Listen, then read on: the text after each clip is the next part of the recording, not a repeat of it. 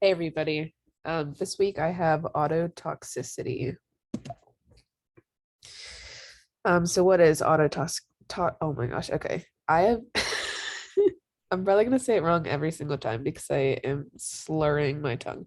Ototoxicity is a cellular degeneration of the cochlea and or vestibular tissues resulting from a pharmacological adverse reaction. So basically, to put that in English, it's hearing loss that is induced by a drug. Um, that can happen when individuals are on a high dose of a drug treatment. Some of these include cancer treatment, treatment for infections, or other illnesses. And the site of lesion is the inner ear. And some signs and symptoms may include tinnitus, hearing loss, hyperacusis, which is, I mean, I'm sure you guys know, but sensitivity to loud noises, or like a hypersensitive sensitivity to loud noises, oral fullness, dizziness, and vertigo. Um, so the statistics, this can happen in all ages. The incidence is not known for general ototoxicity, but for cisplatin ototoxicity, which cisplatin is a drug administered to patients who are receiving chemotherapy. So the incidence for this specific ototoxicity is 23% to 50% in adults, 60% in children. And then autotoxicity may be influenced by age and gender. There's not a whole ton of scientific evidence to back up this claim, but it was stated on the few different sites that I was reading from, so I figured I would include it. Um, and then also the incidence increases, or I guess the likelihood increases, if an individual has a comorbid condition. And comorbid basically means that like they have one, um, I don't want to say like it's, so they have like two different disorders or diseases that are co-occurring. So if they have cancer and then a comorbid condition could be like I guess congestive heart failure. But these four comorbid conditions are linked specifically with the increase in the chance that an individual has ototoxicity. These conditions are congestive heart failure, renal failure, hypertension, and genetic susceptibility.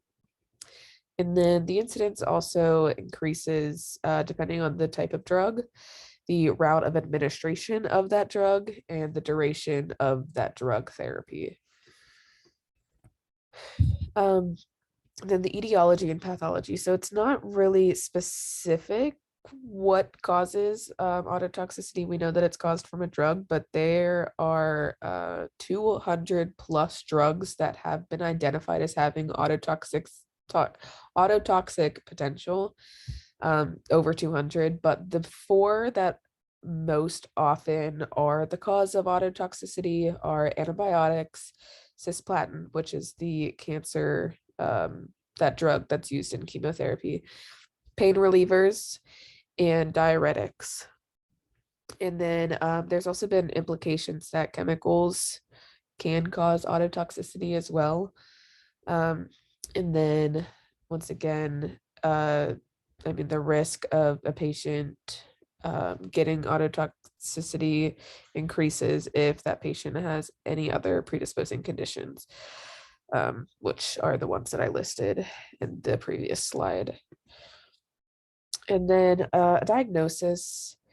So it's going to be a combination of the patient's history, their symptoms, and their test results. And so what really helps to identify this is if, was to comparing the patient's audiogram results from their hearing screenings prior to the administration of the drug and after the administration of the autotoxic drug, um, so that the doctors can compare like their hearing from before the drug was administered and after. Um, And then for diagnosing and treating autotoxicity, most patients have a team consisting of an oncologist, an ENT, an audiologist, and a clinical pharmacist. Treatment and management. So it's pretty simple. It kind of sucks because once the patient does have autotoxicity, often the hearing loss is not repairable. So we're really just looking at oral rehabilitation for the patients. Um, and it needs to be focused on their difficulties with communication and how the autotoxicity is affecting their communication skills. So we're looking at implementing amplification devices, cochlear implants, or assistive listening devices if the patient relies on hearing to communicate. Um, but yeah, it's most often uh we can't like reverse the hearing loss. So we are just looking to amplify what the patient still does have left and to make sure that they aren't losing their communication skills. And then this was a little list that I found on one of the websites I was reading. And it's important after autotoxicity is indicated to monitor the patient's progress through rehabilitation. Um, and this listed what the professionals recommend the patient do after they receive these results. Um, oh, and it's not just the patient, but it's the teamwork between the patient and their um, professional team of the oncologist, the ENT, the audiologist, the clinical pharmacist. So the first step is to compare the auditory test results throughout the course of the drug therapy to see if the hearing is getting any worse, if it's remaining the same. Um, Identifying any change in hearing at the earliest available step, the need for potential alterations within therapy. So that is like if they want to implement some sort of listening device,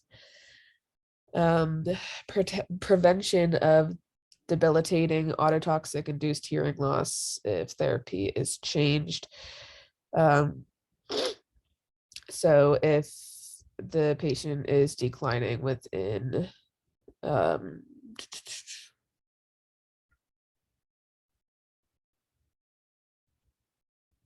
I'm sorry, I just got so confused. If the patient's like declining within their therapy, um, they're going to go back and reassess and see what they can do to prevent the hearing loss getting any worse. I'm pretty sure is what that step means. And then auditory rehabilitation or oral rehabilitation to minimize the negative impact of the autotoxicity. So yeah, this one this was very confusing to me. I'm just not like a huge science person, and so this had a lot to do with the sciencey side of what we do.